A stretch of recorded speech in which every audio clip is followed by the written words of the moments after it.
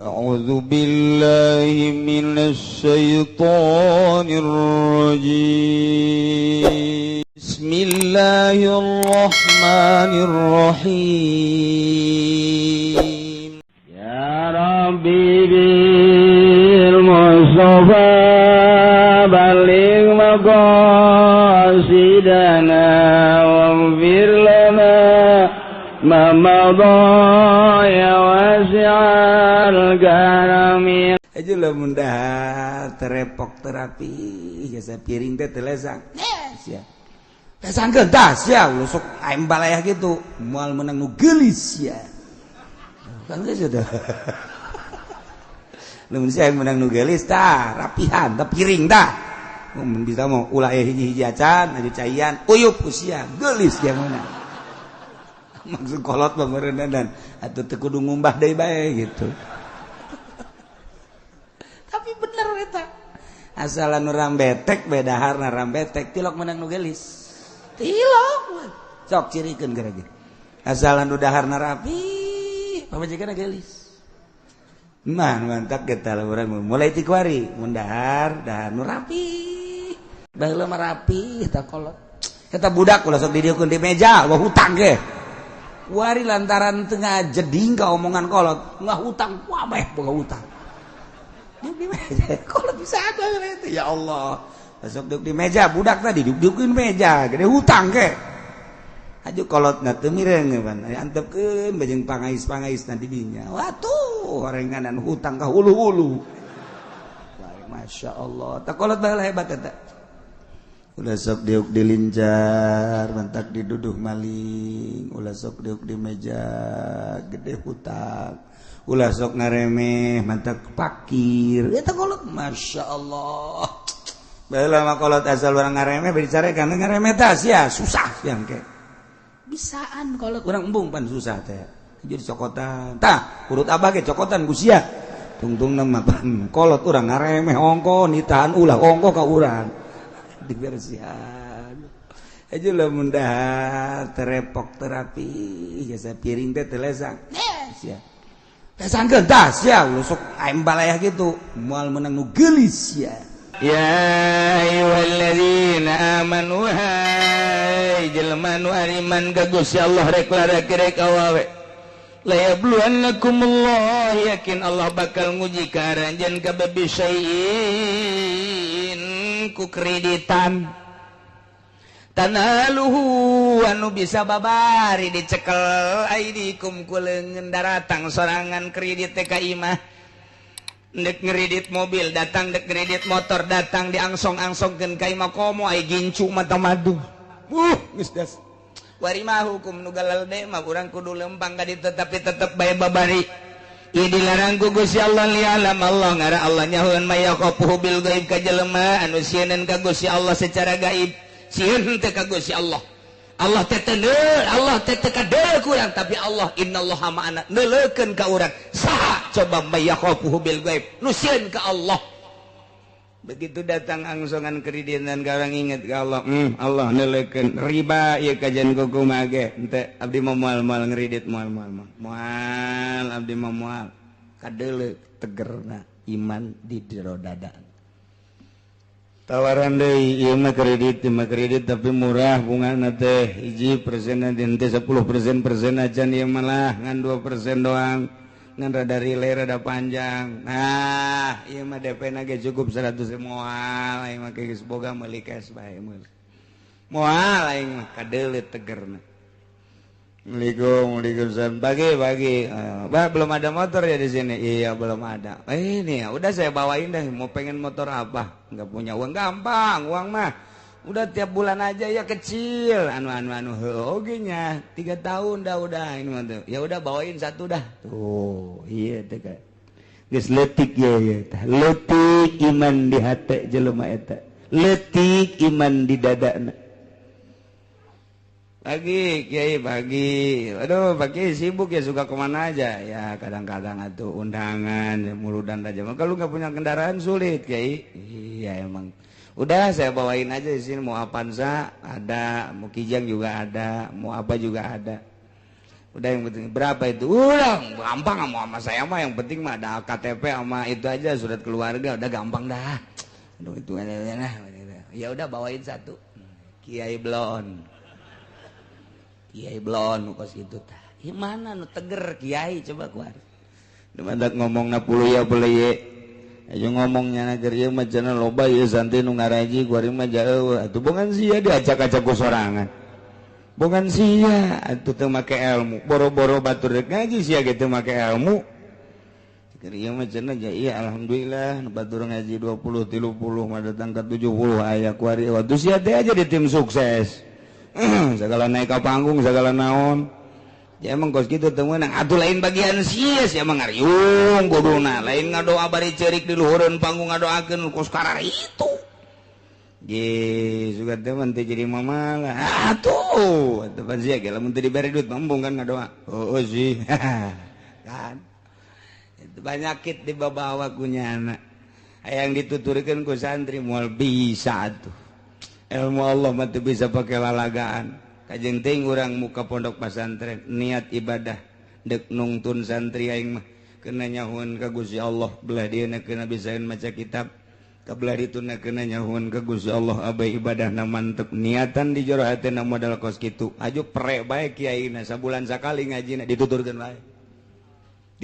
bae ngaji mah kos kitu tapi lamun urang geus mengkol ti dinya mulai ngeridit hayu diatut hayu di WH hayu geus di mana bae geus hayu ceramah hayangna hayang cawambon melulu moal dituturkeun kok bisa kitu Kiai lantaran pasantren mah neuk ngembangkeun ilmu Allah non teknis cek urang ketos non teknis nyaho aing kitu nyaho eta di luar teknis pondok pesantren mah geus lamun pondok pesantren make teknis cara pondok pesantren modern dunia tama pasantren mah non teknis teu kudu make teknis pasantren mah lantaran dek nungtun jelema dibawa ka Allah asal dirina madep ka Allah bakal dituturkeun teu kudu make teknis udangkeun budak peuting tahajud berjamaahkeun tahajudna balik we boro-boro tahajud salat henteu non teknis pesantren ulah di pikiran teknis asal betah bae heula di pondok asal betah bae heulanan teu kudu ngaji geus pokona mah masak kees teu kudu ka masjid heulanan asal betah bae heulanan ge isinan sorangan aing mondok geus sabaraha bulan ieu dahar bae can ka masjid tegar ulah non teknis pesantren mah deuleu riwayat waliullah pesantren mah teu kudu dititahan ngaji jang ayo sing bener ngaji teu kudu cicing di pondok pesantren masak kayak beak duit bapana neng sebulan 2 bulan kakarak nyana ke masjid berjamaah Allah nongkrong ngajinya kita naon kita aing macan boga mau ke ngaji ya ku kiai ge asal betah bae cenah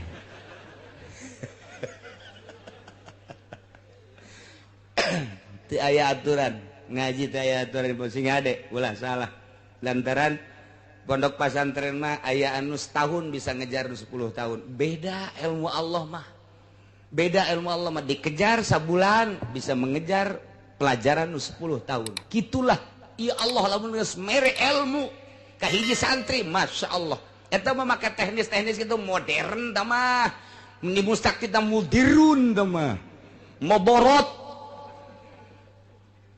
pondok pesantren mah tiba heula lagi sok kira tiba heula lagi santri botakan kos du frustasi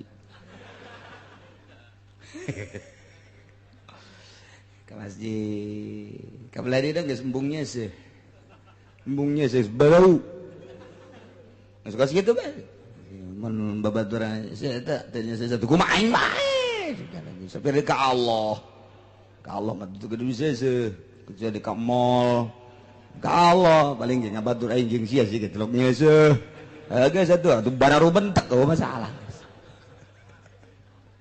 dahar teu puguh waktu emang santri puguh waktu atuh henteu coba bapak-bapak ibu-ibu datang ke pesantren Cilok jam sabaraha bae aya bae nu masak jam sabaraha bae aya nu masak tas subuh aya nu masak jam 7 aya nu masak jam 8 aya nu masak jam 10 aya nu masak jam zohor kiai ka masjid nyana masak asar batur ngaji nyana masak penting baya istirahat nyana memasak kebeh bae aja dicarekan ku kiai na dolah emang kos kitu pondok mah bebas di pondok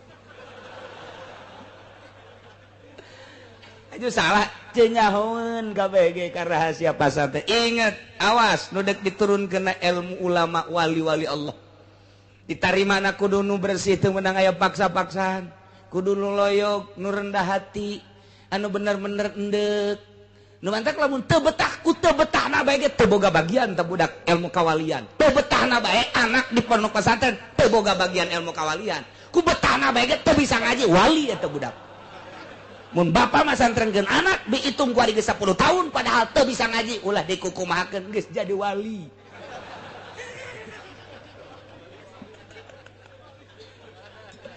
ye emang bae lain deui atuh lain dari pondok pesantren teh meunang aya aturan-aturan eta mah aturan-aturan ge sewaktu-waktu teu berjamaah saleter eta mah sakadar ngagiatkeun doang kiai teh teu salat subuh berjamaah saleter di jero hatena mah biasa-biasanya supaya budak giat doang kebelah dituna geus giat batu geus henteu deui mana aya nu langgeng aturan di pondok pesantren tuh biasa bae tuh sabulan 2 bulan guys jangan rada betah mulai ngaji sorogan ilaman lawan mina binawi matu ambilin baru cermat bukan mantul kita bang ngaji di pondok makos lalagaan nanti atuh mana bayadun leng saminggu tuh ngaji ngaji tadi pohon deui ya tantepkeun bae geus geus kitu bae pokona pondok pesantren mah setahun 2 tahun 3 tahun 4 tahun 5 tahun 6 tahun aya muludan di mana ceng sia pesantren geus kebal coba sia jadi MC tukang ngatur-ngatur teh siap padahal mah aing can bisa ieu sebenarnya ngan pantang mundur santri mah konsepna ti ditu mundur komo bab ngariung mah jadi MC ngadadak bisana santri emang dididik ku guruna titah jadi protokol henteu pendidikan protokol pendidikan MC begitu bisa nyana kebeneran deui korina jeng korina can datang hawasina aceng banyak siap nyana pan jadi kori pohara jasa pan ya beda sautak saeutik lah beres teh atuh sambutan tuan rumah aceng bae lah sambutan tuan rumah sakalian geus hagas mau balik lambat macet nyaw datang nyaw teh aceng siap diborong ku sorangan bae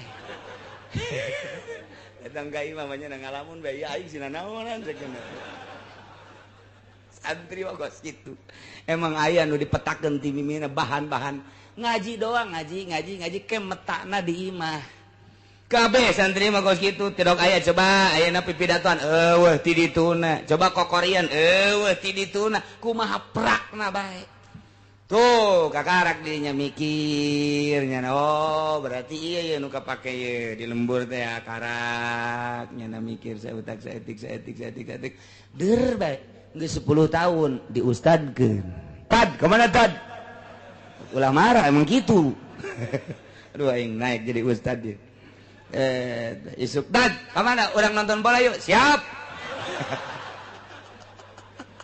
ustad bae wae nonton bola menonton bola bae da ustad tah santri mah non teknis kajian gedeng teu meunang terus bae kiai na ngaji bae lillahi taala teu meunang marah ka santrina teh ai lain boga maksud tertentu mah kecuali boga maksud tertentu ngadidik ku cara marah masalah breng 10 tahun 15 tahun kadeuleuh ku padahal mah di pondokna tilok ngaji tapi di imah na masyaallah kapake ku cek lembur teh ajang ulah ka mananya ieu masjid jauh deui di kokolot teh aing dikolotkeun burung jeung nya nya hatena seserian leh siap sapira jadi imam leh santri ogos gitu.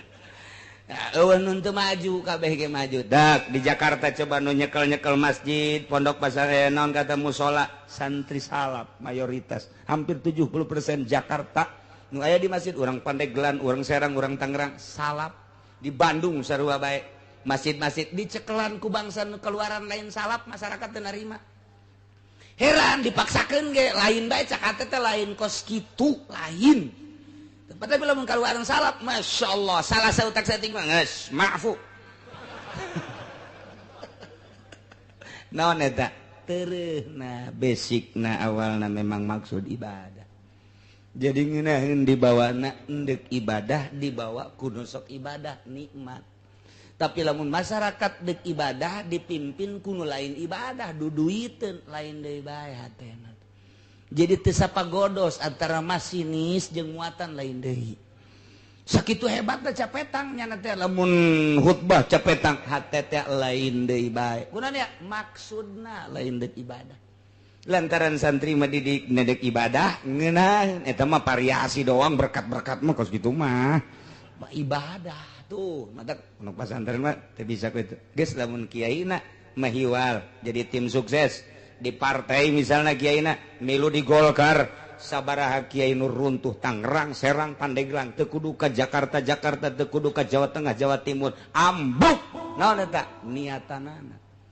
Geus lain deuk ka Allah deui. Tah mantak sing hade ieu kredit. Ieu panyakit ka kiai kamari mah cenah aya nu nuturkeun aing ngariung ge dionang ku ari henteu atuh sia teh ku ari mah geus boga apaan sana ngredit goblok. Kamari mah ku masyarakat teh punten mama ku ari mah punten mama nu kan. Aya kanan ku ari mah. Geus di luar nyaritakeun nah lain kiai teh mah kos kitu ngredit. Lain kiai teh mah nya mah jangan doana ge jadi tim sukses. Dan kiai disatukan mah kos gitu beda geus teu nyambung penyakit dibawa ye la yabluwannakumullahu bisyai'im minas sayd Gusti Allah teh nyoba ka ahli Mekah ka urang Arab lantaran kehidupan urang Arab teh ngabuburon dicoba ku Gusti Allah supaya ulah ngabuburon kebenaran harita teh keur ari ihram mereka Mekah wa muhrimuna jan selanjutna ge lain keur ihram ge ieu teh tepati bagus sabenerna mah dina kahirupan maisha teh urusanana ngabuburon kurang bagus nu paling bagus mah tani nomor kadua dagang eta nu paling hebat mah maisha nomor kahiji tani nomor kadua dagang geus sakitu dagang nage sing hade deui tani nage sing hade ku ayeuna mah nah ya lialam Allah maksudna Allah dek nembongkeun ka nyaho Gusti Allah ge lain Allah supaya nyaho lain Allah teh dek nembongkeun ka nyaho Gusti Allah nu Gusti Allah geus apalin ilmu zuhurin supaya kanyahoan ku urang saha nu imanna mantep ka Gusti Allah jeung saha nu imanna teu mantep ka Gusti Allah bakal kanyahoan ku urang kanyaho Allah teh bakal kanyahoan ku urang mantak ilmu zuhurin ya Allah setik mantap may yakhafuhu bil ghaib begitu diharamkeun titah ulah ngabuburon saat harita teh awas sing ade lamun masih kene aya anu ngarumpak larangan faman yatada ba'da zalika falahu adzabun alim sahabai jelema anu ngaliwat batas takabur berarti tina sabada dilarang ku Gusti Allah teu meunang ngabuburon ai prak nyana pasta dahu terus bae nyana ngabuburon padahal mah geus dilarang ku Gusti Allah berarti nyana teh teu ngadenge kana larangan Gusti Allah ieu mah awas diancam ku Gusti Allah falahu adzabun kuari geus dilarang ku Allah ku Gusti Allah bang bunga bang haram kredit haram tapi nyana terus baik berarti tada teh pamani tada sahabai kiai pamani tada sahabai ustad pamani tada sahabai tokoh pamani tada sahabai masyarakat mukminin mukminat sahabai anu ngaliwat atas takabur berarti geus diharamkeun kredit diharamkeun buga bank terus bae cak Allah falahu adzabun siksa wae tinggal nyaritakeun siksana apakah di akhirat apa di dunia kila cek sakaol mah ye di akhirat siksana engke bakal dibeuleum ku Gusti Allah dikerebekeun ka neraka jahanam naudzubillah min wakil cek sakaul mah fid dunya wal akhirah minimal jelema anu ngridit jelema anu ngadahar riba bakalna diberena hamwal hazan bingung pikiranna bingung nomor kedua gede beteung beteungna gede lain gede beteung ai gede beteung mereuneuh ieu mah beteungna gede beda gede beteung jeung beteung gede lain deui mun di kulon mah lamun dewetan mah nuju gede beteung di urang gede beteung reuneuh aya mah beteungna gede lain dulu aya ribaan dayut beteungna dayut nya nama eta teh tanda bahwa eta teh osok ngadahar riba cek nu gendut teh tapi teu ngadahar aing gendut padahal teu ngadahar ulah kasinggung untung teu bae ieu mah keur carita panyakit di dunia teu nonton teu bae aing sial cenah kiai gendut jan teu aing mah bab jelema teh ayeuna sakarakter jeung satipe jelema memang ku Gusti Allah dijieun postur tubuhna kuru bae sanajan gembul ge kuru bae teh mah aya jelema teh mun daharna gede lintuh mun daharna leutik kuru aya anu jelema teh saeutik bae daharna sanajan saeutik tapi lintuh bae beda-beda teh mah ngan ieu mah keur carita nyaritakeun falahu adzabun alim ieu asli nama jaga engke di akhirat geus teu samar deui ngan cek sakaol mah sarua di dunia ge bakal dibere di dunia di akhirat na jelas di dunia na hiji bakal dibere penyakit penyakit hazan penyakit syak jadi ieu bingung bae prihatin bae mang bae eta teh suuzon ke ka jelema suudzon baca bagai kiai anu asup Golkar mah kajel mah suudzon bae kiai anu asup ulah asup Golkar pamarentah bae nya sering jeung pamarentah bae nya asup di jero suudzon bae kajel mah teu meunang nanaon suudzon bae mantak boro-boro jadi wali jadi solihin ge lain diganti ngaran moal lantaran suudzon coba lain lalagaan asal kiai geus bergelut mukhalid jeung pamarentah suudzon teh terus bae kasasaha ge suudzon bae lain cakula sehingga ada besi pajar cakula buka ge kitabna dina tafsir lain cakula kula mah ieu mah ngan nyambung lidah doang ngan kadengna ti sungut kula cabok sia ku aing suudzon bae ge asal geus aya ka pamarentah bae kanu lain teh suudzon bae tapi lamun cekas kiaina waya jeung pamarentah dakwah aing mah ka pamarentah ge waya jeung pedagang dakwah aing mah waya jeung masyarakat nya nama tilok aya suudzon-suudzonan biasa bae ka Gusti Allah nek duduhkeun ieu mah aing mah ka Gusti Allah waya nita ngazakat waya nyaritakeun teh jujur ka pamarentah teh pinarakaeun ka kabeh ge jelema kabeh ge yeuh bakal pae lempeng ngeunaheun kadengena sanajan teu nuturkeun atuh sanajan teu nuturkeun ngan kadengena mah tetep bae ngeunaheun atuh nyahoeunnya lagi kanu ngeunaheun mah masyarakat ge aya nuturkeun mah tuh henteu eta kos gitu tah lempeng nah ieu keur carita falahu adzabun alim bakal disiksa famani tada jelema anu teu nuturkeun ka Gusti Allah pasti disiksa di dieu keur carita cobaan masalah buburon kunyana dirumpak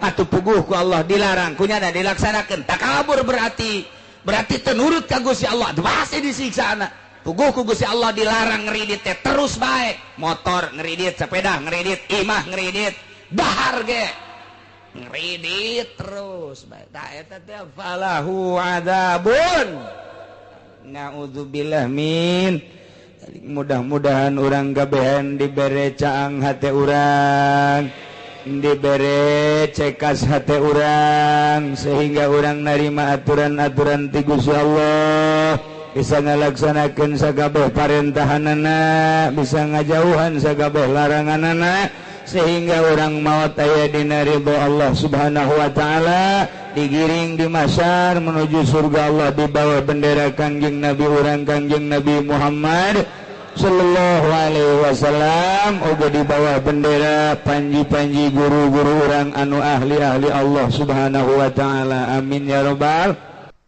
Burang masih keneh ngebahas tentang ridah nu hati-hati lantaran keluar tina Islam pegat tina Islam tilu rupa.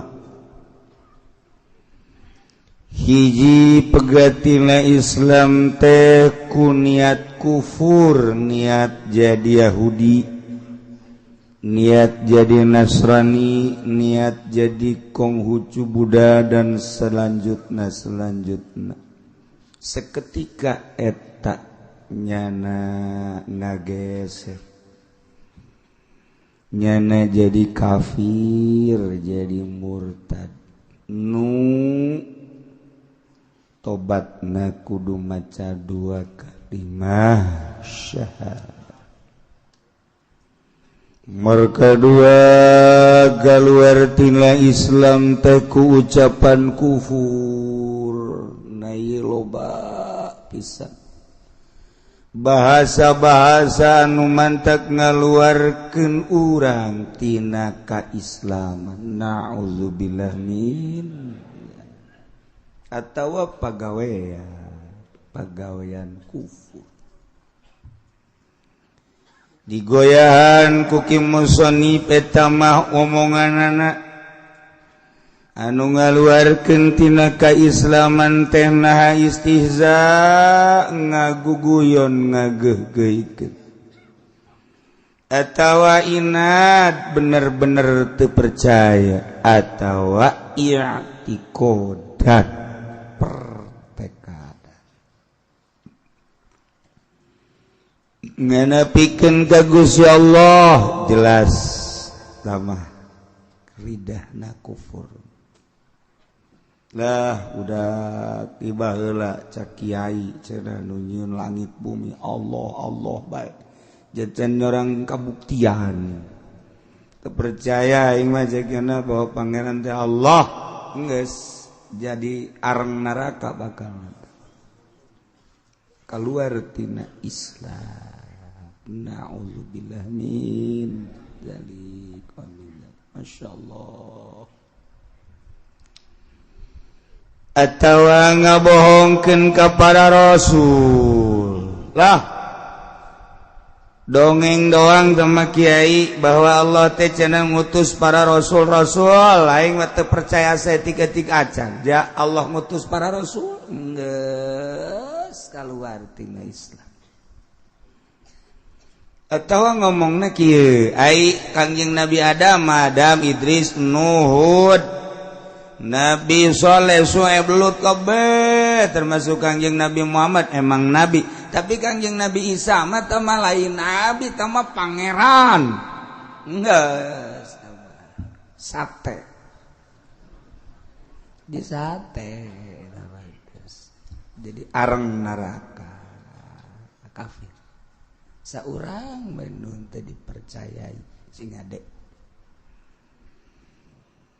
Atawa kieu ieu mah sia sing bener atuh hirup teh sing ngarukun. Nagara ge boga rukun tetangga, rukun warga. Hai sia ipan sia bakal balik ke akhirat sing boga iman atuh sia mah hirup teh teu ngarukun jasa. Segala ngeridit, segala duit bank, segala ayu geus cek aing mah teu ngarukun sia eta kos kitu hirup. Haji ongko, goblok ongko. Cek mah teu ngarukun cek mah. Ji tolol. Aju sia mah pan mamawa si mbak mah lulu. Teu meunang aya anu herang ku sia mah dibonceng bae. Ya cengeng masih mah teu ngarukun hirup. Sing boga iman atuh. Eprak nyana ngomong, naon eta iman? Nyeh, segala iman, segala naon eta iman. Tah eta teh ngahinakeun kana iman kos kitu. Eta geus murtad. Sing hade tah jaga mentek dibolak-balik. Teu nyawa aing mah lah pokona mah aing mah kumaha aing bae hirup. Sia nganasihatan aing sia ngomong segala iman segala naon. La adri mah liman. Aing mah teu nyaho naon eta iman. Teu nyaho aing mah. Geus kumaha aing bae hirup mah. Geus murtad. Ngahinakeun ka iman. Lamun kieu mah atuh. aing geus berat tuh hayang ngarukun mah ieu mah keur kabeneran aya fasilitas be aing hirup marak maneh mobil boga duit aya awewe ambalaya aing huju menggebu keur usaha aja ku aing jogot duit aing nyawa teh haram ngan lah tuh ke sagadeng deui aing bakal tobat henteu teh mah geus kitu mah sadar berarti mah tinggal diimpus bae teh mah sadar kok situ. Tapi lamun geus cara tadi mah naon iman segala naon. Teu aing mah geus murtad. Masyaallah, tak senyade bahasa-bahasa lantaran pan malaikat. Mayal fizu min qaulin illa ladayhi raqibun atid. Hiji bahasa nu diomongkeun ku urang kecuali dicatet. Engke mun di akhirat aya catatanana kumaha? Masyaallah. Geus mulai barang urang geus ngaji kieu nyaho balik ka imah langsung nungguan salat zuhur wudu. Ya Allah ya Rabbi meureun abdi kerjan nyaho loba omongan-omongan abdi anu kira-kira ngageserkeun iman abdi Gusti hampura Gusti ieu barang geus nyaho ku ari moal deui abdi geus moal deui abdi ku ari mandek bener-bener ngajaga ucapan-ucapan abdi terus urang tadarrur ka Allah meme salat zuhur teh pas azan es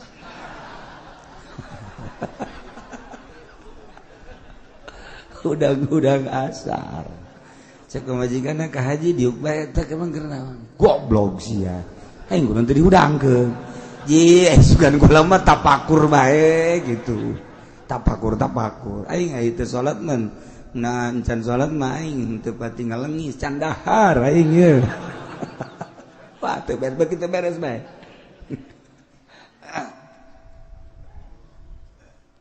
nah ieu sing hadeta naon iman segala lah eta sing hade jaga urang ye ucapan anu teu karasa ari sia kadeleuna bangun mamawa tasbih bae emang sia ieu sok ngawirid naon hanya ho jitu wiridan mah tu rahasia perusahaan tah mah ngadeketkeun diri ka Allah henteu aing hayang nyaho aja sia tiba heula ge tilok mamawa tasbih ai jualan meureun kudu loba tasbihna ai hiji mah berarti sia wiridan aing geuleuh sia sok ngeluk bae di masjid sok maca naon sih itu mah urusan aing itu urusan bacaan mantep naon teh henteu aing mah hayang nyaho doang tas sia sok maca naon zikir tah sholawat tah apa tasbih aing mah ti kiai cek kiai ge cenah ke di akhirat aya pepelakan sorga aju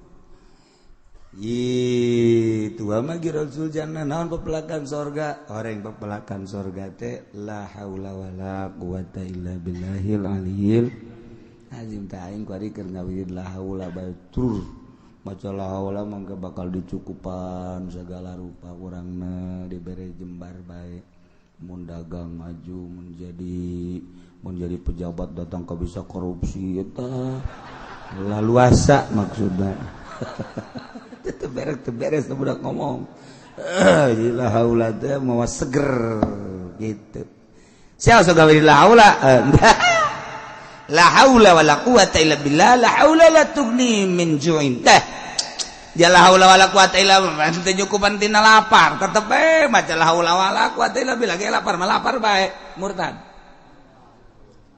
cing ade eta ya sih wala sok gawe la haula bae ja tetep ngawe la haula ge bae lapar bae sugan ku sebab ngawe la haula haju seubeuh jan teu geus murtad teh cenah kan mantak ge rada lalaunan ye sing ade urang sok lalagaan man gos sekarang itu ulah lalagaan bae tapi ulah datang ka ngaluarkeun bahasa anu ngagiclekeun urang tina rel agama datang ka urang murtad na'udzubillah min zalik ulah tasing la haula la tung diminjoin gitu nyukup gentina lapar tetep lapar mah lapar bae atawa lain lapar sia mah ngawirid la haula bae kunaon teu tuh aing mah resep bae la haula aing ngawirid la haula bae terus bae dia hutang mah hutang bae teu cumpon naon hubunganna la haula jeung hutang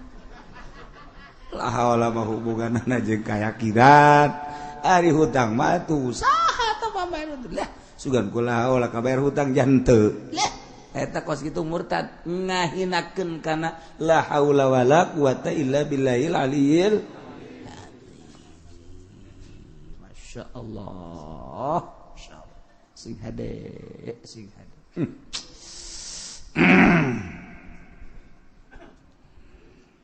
jelema ngomong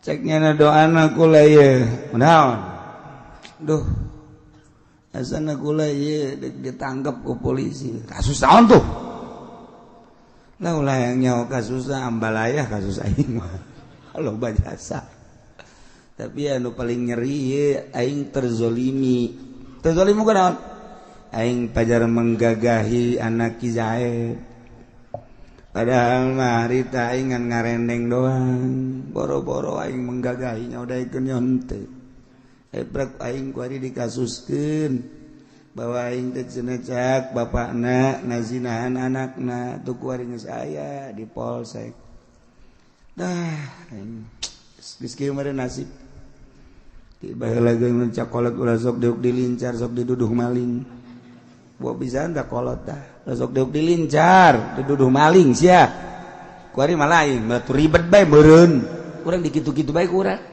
baheula mah rapi tah kolot eta budak ulah sok didieukeun di meja wah hutang ge kuari lantaran teu ngajeding ka omongan kolot ngahutang wah bae boga hutang di meja kolot bisa bae itu ya Allah sok deuk di meja budak tadi didieukeun meja gede hutang ge aju kolotna teu mireng ban antepkeun bajeng pangais-pangais di dinya watuh horenganan hutang ka hulu-hulu Masya Allah tak kolot baheula hebat eta ulah sok diuk dilincar mantak diduduh maling ulah sok diuk di meja gede hutang ulah sok ngaremeh mantak pakir eta kolot Masya Allah baheula mah kolot asal urang ngaremeh bicara kan ngaremeh tah sia susah yang ke bisaan kalau kurang embung pan susah teh jadi cokotan tah urut abah ge cokotan ku sia tungtung nama pan kolot urang ngaremeh ongko nitahan ulah ongko ka urang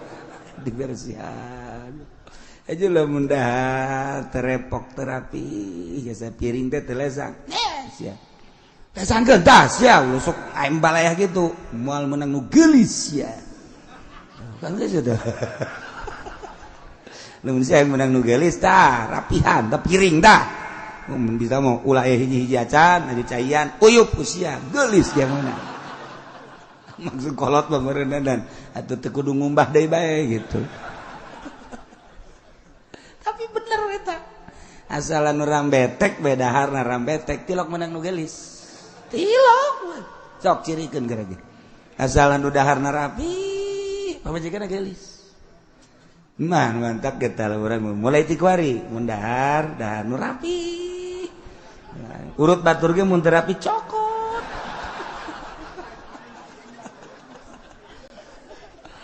keterlaluan tuh mah lah jak anu dizolim teh meureunnan caki Umar aing mah geus takdir Allah be ieu mah kos kieu Caki Zaid anu nuduh kaki Umar bahwa Ki Umar teh ngazinahan anakna takdir lain takdir ieu mah kos kieu mah pagawean sia murtad emang kaluar tina takdir kabeh takdir kabeh Ki Umar mah geus deres lah meureun mah takdir ti Allah bae meureun mah kos kieu diduduh geus lah aing mah nyadar bae geus ke kumaha di polisi bengke kadang kita ku kisah takdir lain takdir sama pegawai hulu sia murtad teh kos kita ulah sih hade kos kieu lah meureunna aing mah sakieu ayana emang kunaon gitu aing dagang endog aju aja dagang endog terus nanjak jalan panjarore kuari atuh ngagibeg sepeda aing ngagebeg ngaguling pepes kabeh beak yang modal-modalna geus nasib aing meureun kos kitu mah sadar pantah bagus atuh tukang endog dah geus nasib aing meureun kos kieu geus aing mah sadar nasib lain nasib tah mah siana bae lalawara murtad eta sing ada urang ngasok ngomong gitu kan nasib itu teman lain nasib lalawara lamun kieu ulah mamawa nasib nasib memang bener nasib tapi dia lalawara tapi nasib ye tapi kieu mah teman lain nasib segala siapa lalawara eta teh nganapikeun nasib berarti murtad beda saeutik teh ngagiclek tah beda saeutik mah ngagiclek mun kieu mah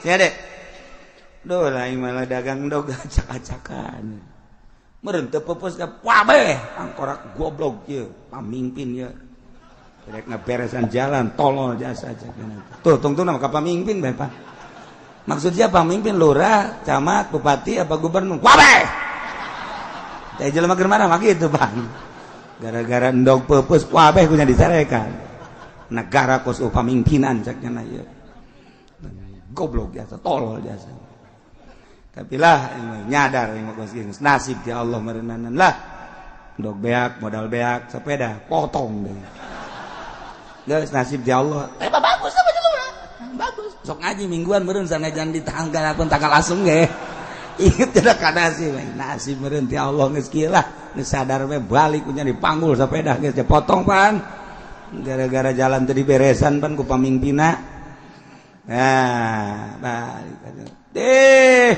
siang ngacaprak nasib segala nyarekanan pemerintah segala tambah lain nasib tambah lalawara sia bego murtad lain nasib data emang aya nu kaluar ti nasib mun kieu mah bener lain nasib nama nasib tapi sia lalawara henteu teh mah bener tah nasibna memang nasib aing nyadar tapi kan sia lalawara henteu teh mah teu murtad lamun saking lain nasib mah lalawara sia eta geus murtad sing ada teh sia ada saeutik ngagiclek masyaallah nganapikeun nasib nganapikeun takdir Gusti Allah sia kunaon mah zaid ngalamun bae nah sakana teh hirup geus eueuh harepan aing amboh heuy deuleu Lampung lega Lampung Medan lega sia sempit amat sih hirup henteu lah aing geus eueuh harepan hirup emang kabogo aing di bawah batu atuh kabogo di bawah emang kan hiji awewe sejuta bintang di langit satu yang bercahaya budak anak bawa oma irama kajian hukum ge sejuta bintang di langit satu yang ku cinta cintaku sudah ditumplekin semua atuh sia teh aku macai di ember teu disesakeun kabeh henteu aing mah geus dibikeun kabeh kanyana cinta sehingga tidak ada lagi tersisa di hatiku cinta aja ku badeung geus moal kawin aing mah cakeun teh geus eueuh deui awewe ya Allah ya si budak heuh ai sia kunaon jadi frustasi kieu geus pokokna mah Allah mah pokokna lah geus teu ngarahmatan ka aing pegat tah frustasi ngaranna nah batur ge dihayu-hayukeun bae ka hayang aing mah geus pegat tina rahmat Allah geus aing mah geus teu dideuleukeun ku Gusti Allah teu diperhatikeun ku Gusti Allah geus aing mah mulai ti kuari moal kawin ieu budak di Lampung lah lega keneh sia dikawin jeung monyet gaya ke misalnya sia frustasi jeung jelema monyet aya gajah aya eta sia kunaon kieu ya ulah sok aju frustasi kok sia teh lain geus pokona moal geus putus aing tina rahmat Allah eta geus pegat eta murtad eta masyaallah karim saeutik mangagiclek batur mah kawin 5 genep 7 keluar geus di aturannya nama hiji ge frustasi blon pan eta sia kawin geus sabaraha aing dihitung geus 50 kawin tapi opat-opat hiji 2 3 4 ka ieu tinggal ke aing kawin deui bari geus 50 Terusnya mampu mikiran hulu nu leutik bae teh mah. Hulu nu gede teh dipikir-pikir Gus ya. Geus kieu meureun nasib aing. Bagus teh ingat kan nasib. Bagus teh budak. Geus nasib aing meureun Gus kieu geus teh bisa dikumbah pan aing nasib. Bobo budak. Tama lain nasib, tama. Cak nu saurang. Lain nasib tama Gus kitu menghayukeun nafsu tama. Lain nasib tama. Murtad dan ngomong isi ieu mah anu kawin bae deureus jak kawin bae nya teu murtad. Aya nu ngaharuan teu murtad.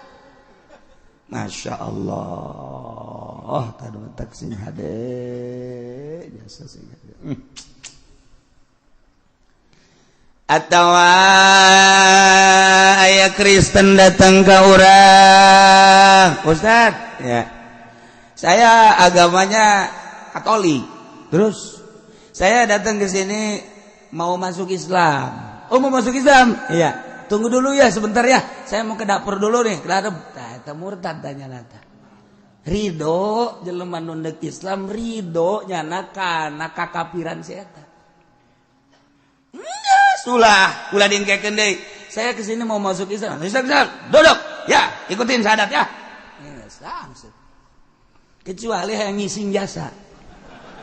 Daripada ngaborok-bok di dinya yang ngising heula geus ngising heula mau kemana Pak Ustaz mau berak dulu nih saya habis makan sambal kebanyakan tunggu dulu sebentar berak beneran ngising apa beneran porocot beres gegeran kadinya deui tapi lamun sakadar pukar pikir dan lain sebagainya atau aya keperluan nu lain murtad Masya Allah dingkekeun lam yulakkinil Islam talibahu minhu atawa jelema teu daek nalkinan Islam ka jelema nu hayang asup Islam nah murtadnyana sebab ngantepnyana ridho berarti karena agama selain Islam murtad Allah awistamhala minhu talkinahu kan qala lahu isbir sa'atan ceknya nanti kieu sabar heula nya sabar heula geus sagedeung we sabar kira-kira sajam bae ke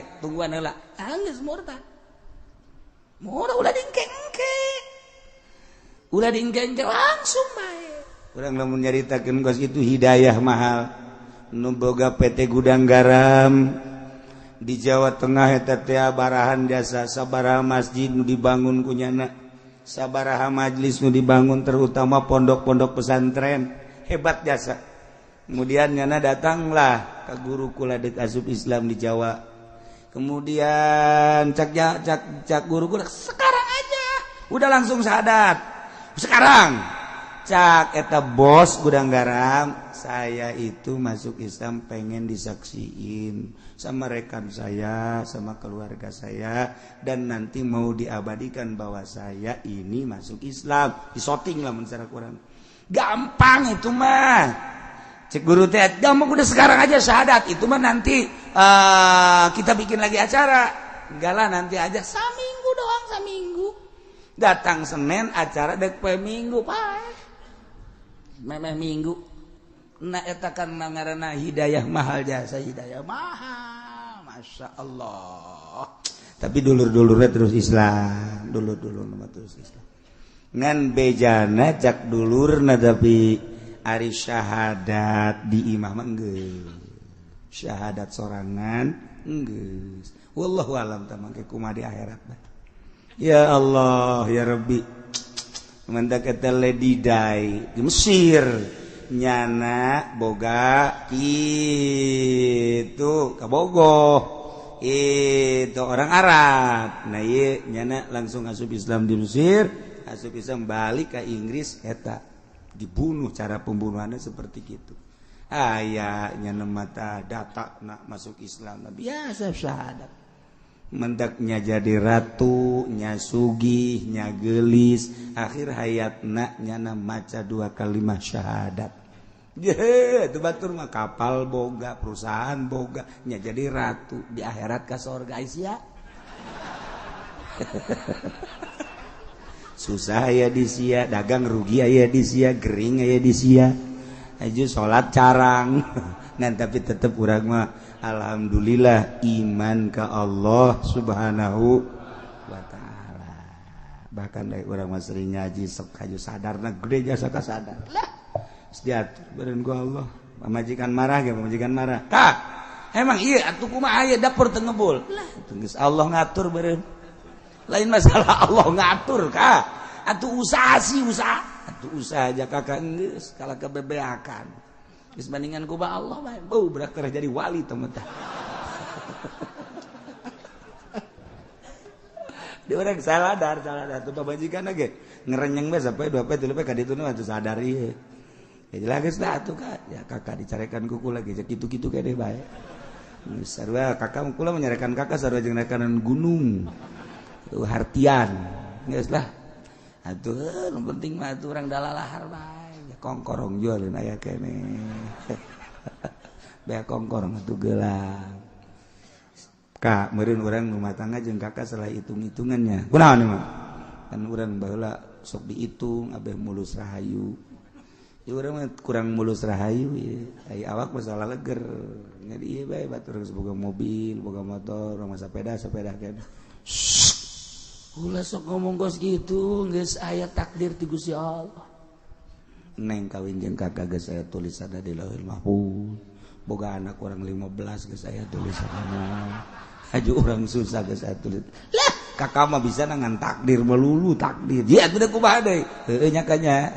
Geus tah ngeunah tah kos kitu. Ngeunah lah tuh sapiran ungguan paeh doangnya urang sugan bae isuk para raeh kanya. Siapa sok aju kitu. Aing ngaji mah ngeunah babalik ka Allah deui, ka Allah deui. Lamun teu ngaji geus.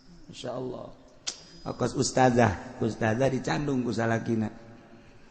Marah panjana ustazah ongko marah ongko pan itu bagus eta pan ari ustazah mah kuda ke bareng geus nasib aing geus aya tulisanna manan gigi di Lauhul Mahfuz meureun aing teu kudu hese-hese asup ka sorga ku sabab dicandung geus cukup meureunana geus kakak bedana geus kawin deui cicing we pan meureunnya si ustadna teh eta Kang ngomong atuh geus kawin deui emang ai bebeja geus marah itu bebeja tuh kan ngarana geus kanyawan sebab aib pamajikan mah leuwih hebat tibatan intel menelusuri nya mah eta seukeut irungna seukeut asa irungna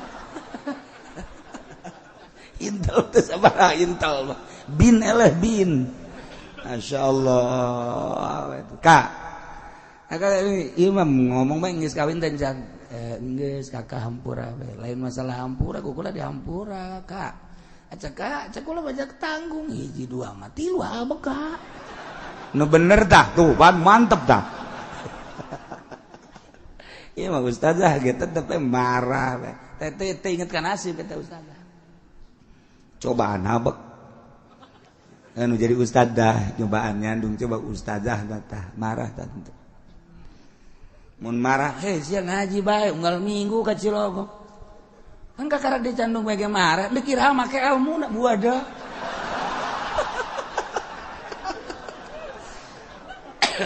eta kos kitu tah aja sok malikeun nyana hei ulah sok aju kos kitu guruna can nyandung mun guru geus nyandung los tungtungna mah ka aing we kabeh teu beres. Nah, ieu istamhala minhu talqinau. Kan qala law aya jelma hayang asup Islam diengkekeun tunggu sajam murtad. Atawa ngupurkeun jelema Islam. Jelema Islam dikupurkeun. Ya, tah jelema kufur, kafir tah jelema. Geus, balik ka nyana. Ulah sok ngupur-ngupurkeun jelema nu maca 2 kalimat syahadat.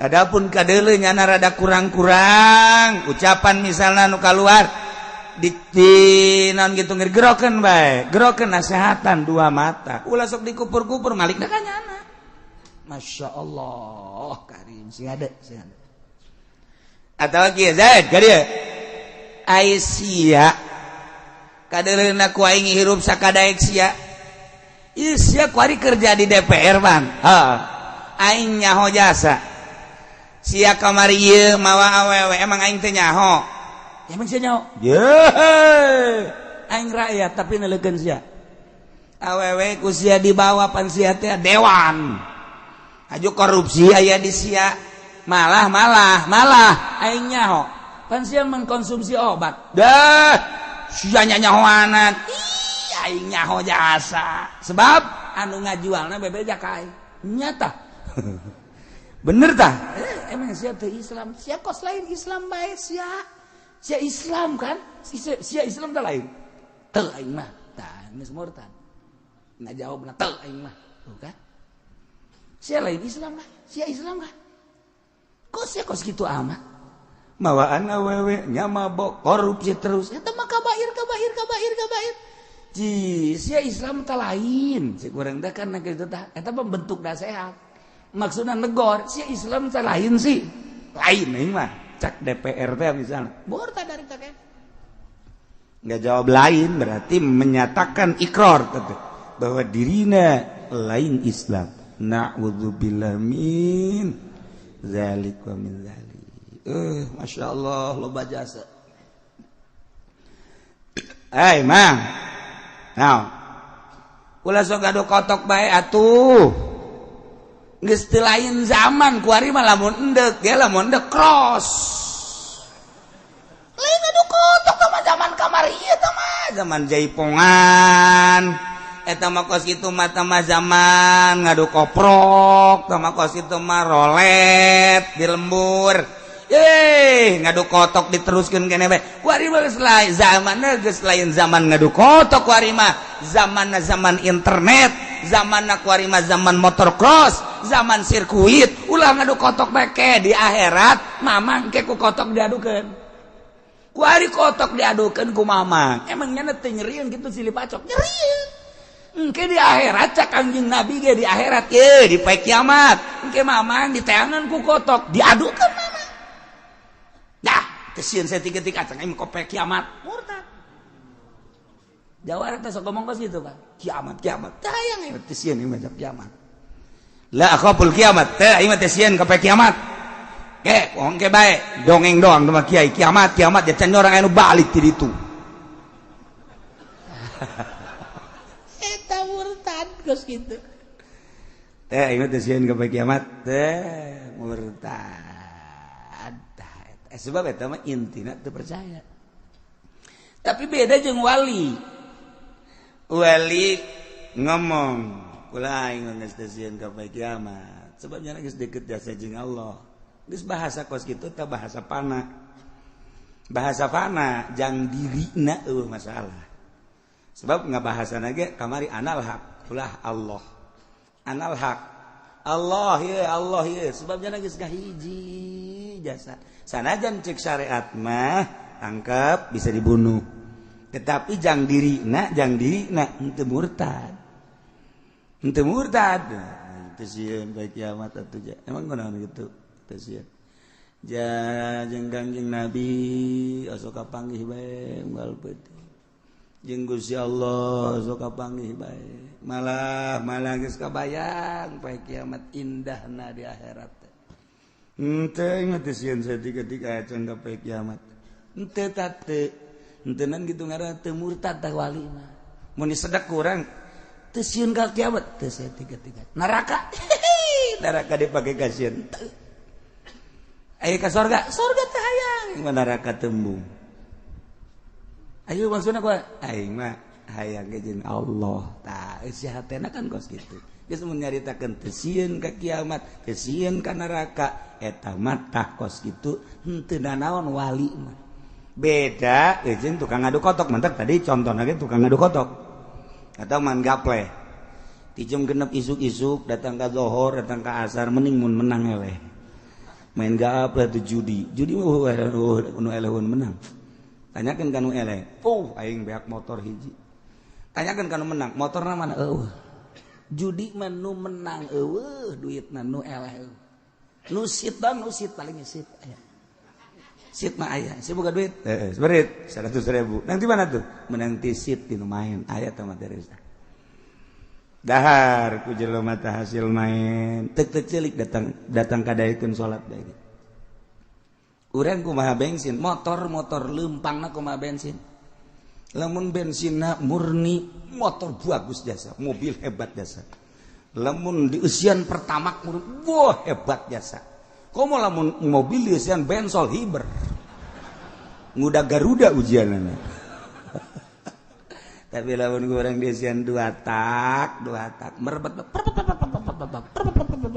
usian goreng minyak tanah jadi dia kaciku pada tangkap terup jago dorong goreng salah bensin sakjana goreng tadi dah bensin di minyak tanah wah motor ge acak-acak awak kurang sarua esian coba ge hasil ti pamarentah awak kurang daekeun moal hudang peuting tek ceuli sanajan daekeun hudang peuting beurangna kakaleyengan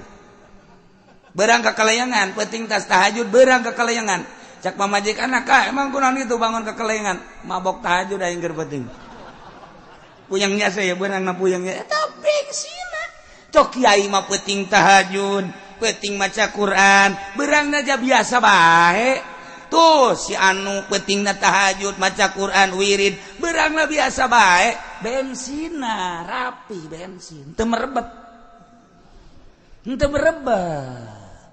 urang menang ti pamarentah merebet kajen ku kumaha ye kiai cenah ulah sok kitu ki di dieu loba jasa pamarentah juga aja aing mah teu ngajakan pamarentah ngaji ye pamarentah kena ulah ngaji ka dieu mah antep kena sakalian jadi di neraka maksudna itu wah parah amat pemerintah duit pajak mah Kangjeng Nabi geus nyatakeun wang parah-parahna siksa di akhirat jelema nu ngadahar pajak ieu mah sakadar nyaho bae bejakeun ka Jokowi mah asal nyaho bae jeung moal dirobah ieu moal asal nyaho bahwa duit eta teh haram geus semet nyaho bae lamun teu dibere nyaho-nyaho acan kan ke bahaya ieu mah asal nyaho bae pajak teh haram geus titik aya kiai pajak halal aya usul fikih ke main coba pangnyatakeun ke lain mah kerja ditakeun murtad bolon we ke aya usimna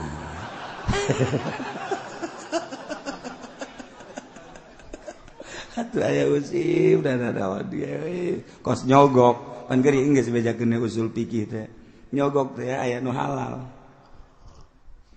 tah mantep cenah kos kumaha teh halal tah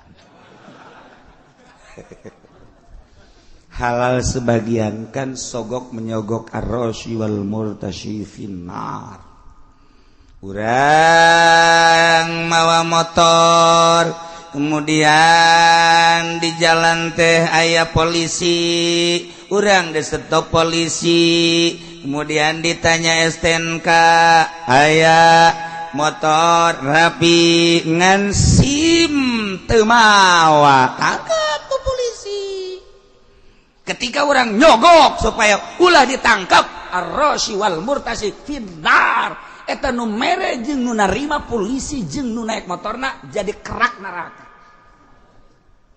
Ye, emang kumaha gitu. Mentak polisi mah jadi sampah masyarakat ge ujungna. Coba eta haram. Kumaha mun kieu? Urang dek buru-buru ka Cisoka lantaran dulur urang muriang kritis, urang di bel, siap urang naik motor der. Bae beneran di Cikupaya polisi trit. Aya bae jeung ieu. Ada SIM, ada SNK, aya motor, aya kepentil-pentil, aya KB, helm make, tapi tetap ditangkep bae. Wah, kunyana dikata sennya nyalanya dikit. Sial teh polisi, atuh hurung kene ngan saya digentit gitu tah. Kurang normal cek ini. Saya tah eta urang teh hayang lulus. Ieu mah supaya urang cepet ke Cisoka ieu lantaran dulur urang keur kritis urang di bel bae ieu mah demi kelancaran mere lain nyobok sama kos kitu mah sebab lengkap artinya teh lengkap surat aya SIM aya motorna rapi dan lain sebagainya geus tinggal ya silakan tapi tetep bae sen hurung ngan leutik ngentit tetep jangan hayang sogok ku urang nah nu narima nama haram nu mere naon teh eta usul fikih teh datang ka dinya. Kumaha tadi usul? Engke, ieu mah keur carita bayangan bae lanang.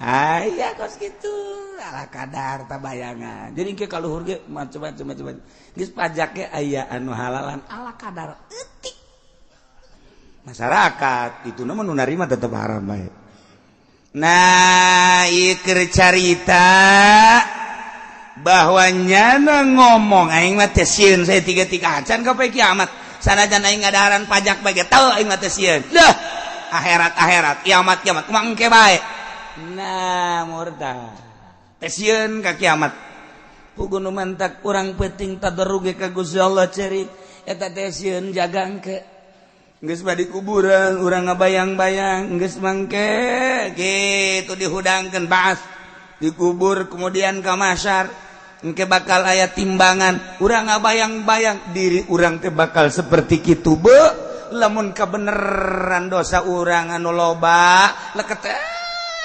timbangan kabelah kenca meureun moal teu urang teh cek malaikat ieu mah neraka bagianana bayangkeun neraka teh seuneu boro-boro engke seuneu geus jutaan tahun kakarak urang di imah urang kapanasan bae ge aya kompor ngegedug-gedug urang geus lumpat kahuruan saeutik bae ge urang geus lumpat kakarak kena rokok saeutik bae ge urang geus lumpat ieu urang ngaberanikeun diri terus maksiat ke Allah kemudian orang tengah bayangkan neraka ayo omong tesian ini maka kiamat tesian ini maka neraka murtad tak sing hade Masya Allah karim ada anu adzan Allahu akbar Allahu akbar Allahu akbar Allahu akbar dah bohong kos itu mana ada Allahu akbar dah Allahu akbar Allahu akbar Allahu akbar Allahu akbar Allah nu maha agung bohong murtad ngadenge nu azan bohong sia bohong murtad ngabohongkeun kana akbarna Allah Masya Allah mun kieu mah hayya 'alas shalah ayana salah woi gandeng ente tahu tuh murtad ente ngan hampir-hampir guys dah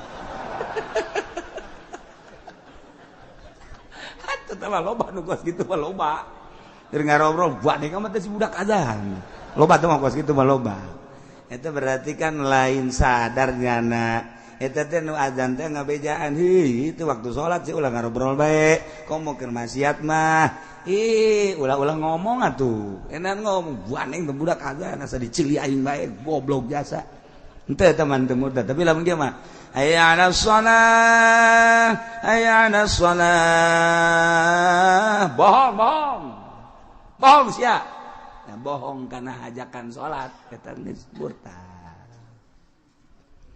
Masya Allah jelema resep jasa ka kopi misalnya ya kopi woi Masya Allah kopi kapal meledug ya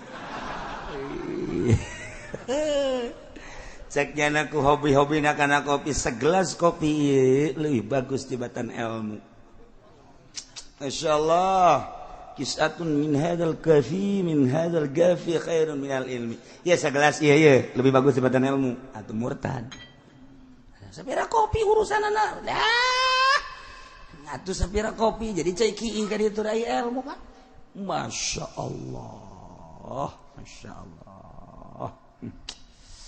meta murtadeun loba jasa atawa nyana ngadoa Gusti abdi manggeus teu kuat jasa ieu boga panyakit Gusti dihitung-hitung geus tahunan Gusti lah daripada kieu mah abdi mamaningan paehan bae ku Gusti abdi mah paehan bae Gusti terserah Gusti teh mah abdi mah geus paeh mandek muslim tade kafir murtad eta ge frustasi keneh kos kitu masyaallah kudu namai muriang gitu. Alhamdulillah ya dibere cocoba ku lain cocoba beureun keur naon kitu ngadebeakeun dosa. Alhamdulillah ya mudah-mudahan bae keur carita pendek umurna, mudah-mudahan iman kabawa eta nu kudu nambakan gitu. Ieu mah geus teu kuat-kuat ka penyakit, cenah ngomong gitu Gusti, abdi mah paehan bae. Terserah Gusti. Rek kafir rek Islam kuliman penting paeh geus teu kuat jasa. Murtad dari taken. Kudu maca 2 kalimat syahadat. Masya Allah. Atawa jelas-jelas jelema agama lain Islam kurang tadi kafirkeun. Anu geus jelas agama kafir-kafirkeun. Kurang tadi kafirkeun. Eta murtad. Masya Allah. Atau ngomong kieu. Ya Allah, ya Rabbi, ya terus-terusan Gusti ka abdi teh mere coba. Kamari usaha abdi beak. Abdi usaha Gusti Maha Uninga. Bagus bahasa kos kitu nama, tapi kan rugi jeung modal-modalna.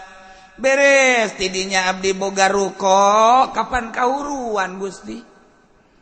Ala ayakad ala kadar jang dahar didinya teh jengjang menopang kehidupan rumah tangga man kahuruan aju anak abdi panu kahiji maot aju nubung supaya deui Gusti ieu seku terus-terusan ieu si Gusti. Nah ieu mah mimiti usaha abdi rugi acak-acakan poe jeung modal-modalna boga ruko ala kadar warung-warungan kahuruan anak anu panggedena pae nu bungsu deui meujeuna pangherang mata abdi pangresep mata abdi Gusti pae deui pamajikan deui muriang ieu deuk dikumahakeun deui abdi Gusti ayo deuk naon deui Gusti ayo selanjutna deuk naon deui murtad eta ngomong kos kitu itu lah naon menghayu-hayu ke Allah. Eta kos kitu lah, eta murtad eta bahasa kitu sarua jeung henteu narima kana takdir jeung nasib ti Gusti Allah Subhanahu wa taala. Masyaallah. Atawa ya jelema saha-saha jelema nu asup Islam bakal dibere ye lamun ti Konghucu bakal dibere ye motor Scoopy. Lamun ti Buddha bakal dibere ye motorna motor nu gede teh naon ngaranna nu gede dasar susah sih mah teu nyaho ese aing ngomongna ya lamun ieu dibere bakalna BMW tah ya lamun Kristen Katolik asup Islam na ieu bakal dibere mobilna mobil BMW deui. Lamun Yahudi ya asup Islam Yahudi asup Islam ieu dibere Lexus. masyaallah atuh aya jelema ti Buddha asup Islam bere motor Scoopy bere sesuai jeung itu jelema sugih tah pokona nu asup Islam dibere. Aya kisah di Islam aing hayang teuing tadi mah kafir aju asup Islam meureun aing ge dibere murtad ngahayal kos kitu tolol teh budak mending kieu aturan mah mending padahal mah aing teu kafir ge atuh bere-bere gitu kan teu masalah tah mah atuh tinggal menta bae heuy aing mah teu kafir ieu Islam asli atuh bere sih batak naon entah bedek dibere deuk teu kafir tapi lamun kieu mah aing hayang teuing baheula teh kafir teu aing menjadi Kristen mah kuari asup Islam teu meureun aing dibere mobil BMW murtad dari teh sebuah hayalan tapi ngamurtadkeun. Masyaallah karim laitani kuntu kafiran fa uslima fa utamalan duh hayang teuing kaula teh kafir aju asup Islam meureun aing ge dibere mobil ta eta kos kitu murtad. Adawa guru ngaji ngomong kieu ceng di durang teu aya agama hiji aya agama Buddha aya Hindu aya Konghucu aya Kristen aya Katolik aya Protestan aya Islam ngan eta mau budak Konghucu Hindu dihijikeun jadi hiji teh mah. Nah iya ya Protestan aya Kristen jadi hiji tah, kemudian aya Islam. Nah jadi agama teh loba barang ditilik-tilik ceng geura ge ku Aceh nya. Nah kadeulana bagusan keneh Nasrani jeung Islam mah murtad, ngomong kos itu murtad. Nah kadeulana ku urang barang dipandang bagusan keneh agama Kristen jeung Islam murtad, kos itu murtad eta. Geus ngabaguskeun kasalian agama Islam murtad. Namun kumaha ku lamun kiai semua agama itu bagus. Mun datang ka dinya murtad. Lamun kieu mah semua agama itu bagus bagi penganut-penganutnya henteu. Henteu teh kos kitu bagi penganut-penganutnya. Jadi ngaranna ditakwil. Lamun kieu mah seluruh agama itu bagus. Titik datang ka dinya murtad. Ngabaguskeun agama di luar Islam murtad. Tapi lamun kieu mah seluruh agama itu bagus menurut penganut-penganutnya. Karena saya agama Islam, menurut saya agama yang paling bagus adalah Islam. Menurut Ahok, karena Ahok mah Kristen, dia mah Kristen yang bagus. Menurut Jokowi, remeng-remeng saya. Maksudnya nggak tahu dah. Tapi yang jelas dia juga Islam, sebab dia suka sholat duha. Wallahu alam zuhur mah. Itu. Nah, itu kan ngomong seluruh agama itu adalah bagus. Titik datang ke dia murtad, kudu maca 2 kalimat syahadat. Seluruh agama bagus menurut penganutnya masing-masing. Henteu. Ya Allah, nu mantak sing hade urang bahasa urang. Seperti Gus Nuril. Gus Nuril ngomong, seluruh agama itu bagus. Tidak ada yang tidak bagus, sebab ada yang mengikutinya. Menurut yang mengikutinya ya bagus. Tetep murtad teu naon. Nyana ngomong gitu di gereja emang murtad henteu. Talingat kurang terperhatikan bahasana. Bahasana apa? Seluruh agama itu bagus sebab ada yang mengikutinya. Jadi menurut pengikutnya ya bagus. Ya teu murtad teu. Bahasa setik melimit tetet. Nyana ngomong di gereja rame. Kos diekpos dan lain sebagainya. Urang ngadengena kudu nu asli, ulah ngadenge ti HP nu sapotong. Lamun urang ngadenge ti HP sapotong dipotong-potong, komo nu ekstrim. Ujung-ujungna kan ieu mah mengadu domba, nu asli coba. Emang kuat teu boga eta rekaman eta boga sarua sebab beusi nyana bener murtad dititowel ku kula mah. Sebab nyana adalah sarua jeung urang, pendakwah. Atuh lamun nyana salah kula mah wani, Gus Nuril sini. Kan 4 mata. Sini duduk situ. Jakarta ada cewek nggak sih? Ada apa sih ya? Iya maksudnya kalau ada cewek yang cantik kita kawin lagi. Iya dengan kesehatan naon sih? Dengan kesehatan boleh itu waktu ngomong di gereja bahasanya ini. Kula mah sanggup dah. Tapi barang nggak dengar rekaman asli. Emang kiai nggak dengar rekaman naik bus jarah aya nu boga rekaman eta jadi mah Gus Nuril ya digenyekeun ku kula di bus. Emang kieu sok nonton TV siapa sok ngacak goblok. Atuh engge neuleut engge jelema sarua.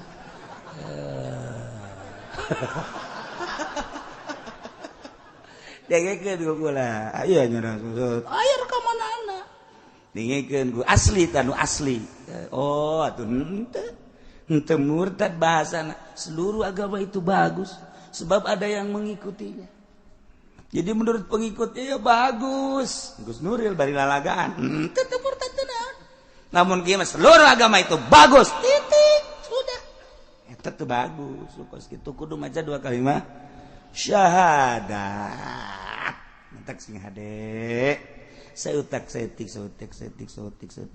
Iya sing hade bahasa teh. Nah iyalah perhatikeun nu mantak dibulak-balik jang modal diri urang asupkeun pelakeun ka jero hate tanam ulah sembarangan orang ngomong besi hanas orang surah seri di akhirat ayat dokumen orang diangsongkeun ku malaikat naudzubillah min zalik lamun sampai dokumen orang ke diangsongkeun kemudian orang tergelincir tina ucapan lah hanas ngomong teu sabaraha hanas orang keluar tina Islam mentak jaddidu imanakum bila ilaha illallah ge sering-sering maca syahadat asyhadu an la ilaha illallah wa asyhadu anna muhammadar rasulullah baca la ilaha illallah muhammadur rasulullah geus beres aw halala muharraman wallahu a'lam.